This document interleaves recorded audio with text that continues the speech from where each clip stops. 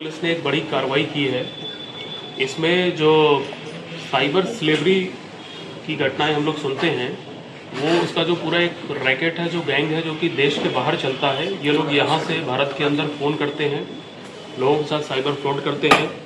तो इसको चलाने के लिए कुछ लोग यहाँ पे एक रैकेट चला रहे थे। टाउन थाना अंतर्गत जो तिरुत कॉलोनी है, वहाँ पे एक घर है, और उस घर के अंदर जिन लोगों को हम लोगों ने अरेस्ट किया है, वो एक कमरे के अंदर पूरा अपना सामान, कंप्यूटर सिस्टम लगा करके ये पूरा रैकेट चला रहे थे। तो हम लोग को लगातार इस बारे में सूचना मिल रही थी। हम लोग इस बारे में आर्थिक अपराध इकाई पटना, बिहार की जो STF है, सशस्त्र सीमा बल है, इंटेलिजेंस ब्यूरो है और डिपार्टमेंट ऑफ टेलीकॉम है, इन सभी एजेंसीज के साथ में प्रत्येक महीने हम लोग की कोऑर्डिनेशन मीटिंग्स होती हैं। और बॉर्डर की सुरक्षा को लेकर के या नेशनल सिक्योरिटी से जुड़े जितने मुद्दे हैं, सब पे लगातार हम लोग डिस्कशन करते हैं। और उसी क्रम में ये इंटेलिजेंस हम लोग को मिली, इसको हम लोग ने डेवलप किया। और आर्थिक अपराध की जो टीम है और हमारी जो टेक्निकल सेल की टीम है, उसने काफ़ी मेहनत के बाद, काफ़ी जानकारी को वेरीफाई करने के बाद कल घेराबंदी करके यहाँ पे छापेमारी करी है। तो टोटल इसमें 4 लोग अरेस्ट हुए हैं और इनके पास से 7 सिम बॉक्स मिले हैं। ये बॉक्स होते हैं जिसमें कि आप 100 से करीब अधिक मोबाइल्स को या सिम को एक साथ लगा के ऑपरेट कर सकते हैं।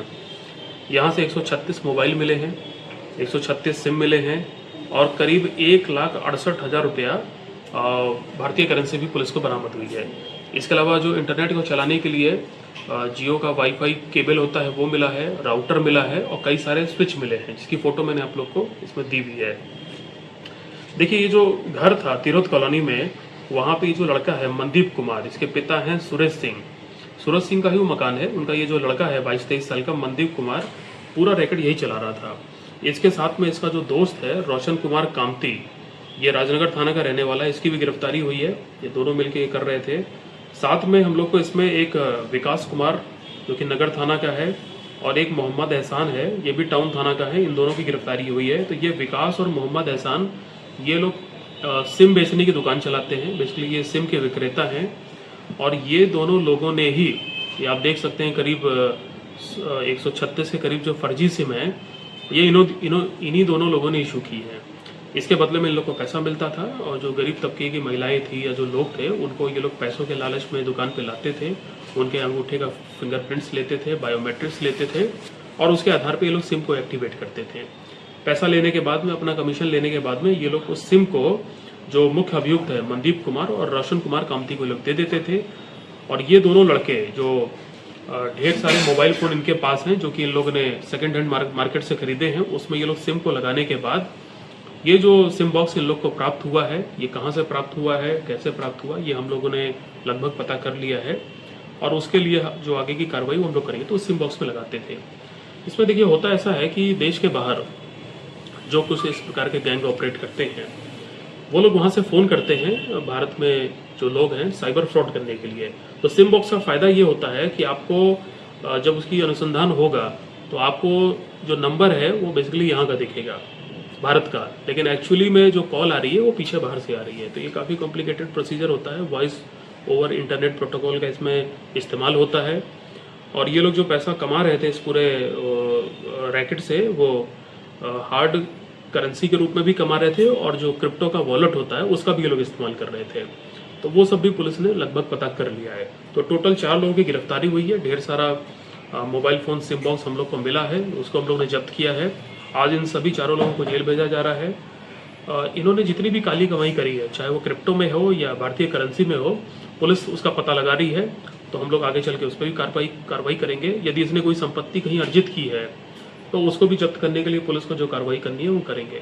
खास बात यह है कि हम लोगों ने ज्वाइंट इंट्रोगेशन करते समय सशस्त्र सीमा बल की टीम बुलाई थी, इंटेलिजेंस ब्यूरो की टीम थी, डिपार्टमेंट ऑफ टेलीकॉम की भी टीम थी। तो ये सारे जब स्टेक होल्डर के साथ हम लोगों ने इंट्रोगेशन किया है, तो काफ़ी सारी अहम चीज़ें मिली हैं, जिसको लेकर के हम जो वेरियस एजेंसीज हैं उनके समक्ष भी बातें रखेंगे, ताकि जो पूरा प्रोसेस है उसको हम लोग और मजबूत कर सके और इस प्रकार के जो रैकेट ऑपरेट कर रहे हैं और ये लोग जिन कमियों का फ़ायदा उठाते हैं, उन सबको दूर किया जा सके।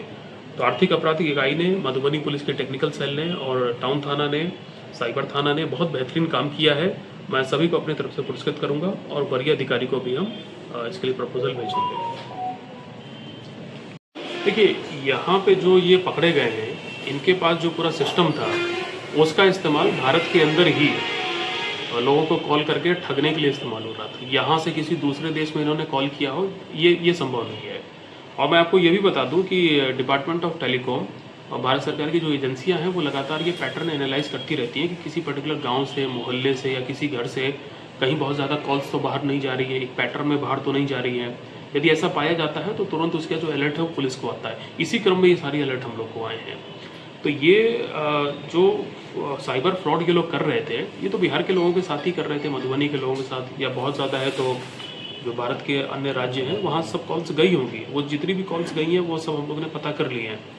बट इसके पीछे जो संचालन है वो अन्य देश में जो बैठे रैकेट्स है वहाँ तक रहता है। पहले भी इस टाइप के मामले दर्ज हुए तो उसकी इन्वेस्टिगेशन में ये पाया गया है। इसीलिए हम लोग ने जो इंटेलिजेंस ब्यूरो की टीम्स हैं, एसएसपी की टीम्स है, भारत सरकार के डिपार्टमेंट ऑफ टेलीकॉम की टीम है, उनको भी हमने बुलाया है, उनको भी अलर्ट कर दिया है और वो लोग भी इसके अनुसंधान में जहाँ तक जो अग्रतर कार्रवाई करनी है वो की जाएगी। सर, क्रिप्टो करेंसी तो इंडिया में बैन है, तो निश्चित तौर पर ये विदेशी देखिए, भुगतान ये होगा। बैन नहीं है, बट ये है कि वो लीगल नहीं है। कहने का मतलब है कि कोई चीज़ यदि लीगल नहीं, जैसे भारतीय रुपया वो लीगल है, ठीक, और बैन वो चीज़ होती है जिसको अलग से बैन किया गया हो। तो क्रिप्टो को लेकर वो बैन नहीं है, बस ये है कि उसका जो इस्तेमाल है वो सरकार उसको प्रोत्साहित नहीं करती है। और ऐसा देखा जा रहा है ज़्यादातर कि जो लोग इसका इस्तेमाल करते हैं वो अपराध की गतिविधियों में लिप्त रहते हैं, और ये भी उसका एक जीता जाता नमूना है इसका। तो हम लोग ने इसको लेकर के काफ़ी इंपॉर्टेंट इन्फॉर्मेशन ले ली है। आने वाले दिनों में इसके जो बैकवर्ड और फॉरवर्ड चेन है सब पे कार्रवाई होगी और कठोर कार्रवाई होगी। सर, ये जो लोग थे जो भी रैकेट पीछे जो कॉल्स आ रही थी, मैंने आपको बताया कि सारी call voice over internet protocol के माध्यम से आती हैं। तो अभी हम लोग जब इसमें जांच करेंगे तब हम लोग को ये पता चलेगा कि आखिर कौन सी कंट्रीज हैं जहाँ से कि ये कॉल्स एक्चुअली में ओरिजिनेट हो रही हैं। तो वो पता करने का विषय है और उसको हम लोग पता करेंगे। लेकिन देखिए, हम ये बताएं कि जो पहले इस टाइप के मामले दर्ज हुए हैं उसमें थाईलैंड है, कंबोडिया है, वियतनाम है, चाइना है, इवन नेपाल भी है। तो वहाँ पे इस प्रकार की चीज़ें आती रही हैं, तो उसको लेकर के अब इसमें इन्वेस्टिगेशन होगा। सर, इन पे कोई पहले से भी मामला दर्ज है या पहली बार मामला दर्ज हुआ है। सर, डिजिटल अरेस्टिंग टाइप का भी ये लोग करते थे क्या किसी लोगों को? देखिए, इन लोगों ने बहुत सारे लोगों को कॉल किया है। अब हम सबके बयान लेंगे, सबसे पूछताछ करेंगे कि आखिर इन्होंने आपको फ़ोन किस लिए किया, क्या बोला था फ़ोन करके, क्या एक्चुअली में आपके साथ कोई साइबर फ्रॉड हुआ, और यदि साइबर फ्रॉड होगा तो उसमें उसका डिजिटल अरेस्ट भी चीज़ हम लोग को मिल जाए। हम ये भी पता लगा लेंगे उन लोग से कितने पैसे इन लोगों ने ऐंठे हैं, वो गए कहाँ हैं, ये अब इन्वेस्टिगेशन में होगा। तो इस पूरे रैकेट के पकड़े जाने से, उद्भेदन से आप ये मान के चलिए कि जितने लोगों के साथ साइबर फ्रॉड हुआ है उसको जानने में, डिटेक्ट करने में मदद मिलेगी। और नहीं तो ये आने वाले दिनों में बहुत सारे लोगों के साथ बहुत से साइबर फ्रॉड और डिजिटल अरेस्ट की घटनाएं कर सकते थे, लेकिन पुलिस की शासन में कार्रवाई से इसको हम लोग ने रोक दिया है। और जितने भी लोग इसमें शामिल थे सबकी जानकारी पुलिस ने कर ली है। ये राष्ट्रीय सुरक्षा के लिए भी खतरा हो सकता था, खतरा है ही इनफैक्ट। तो इसकी तेज गति से अनुसंधान और इसमें ट्रायल कराने के लिए हम लोग पूरी कोशिश करेंगे।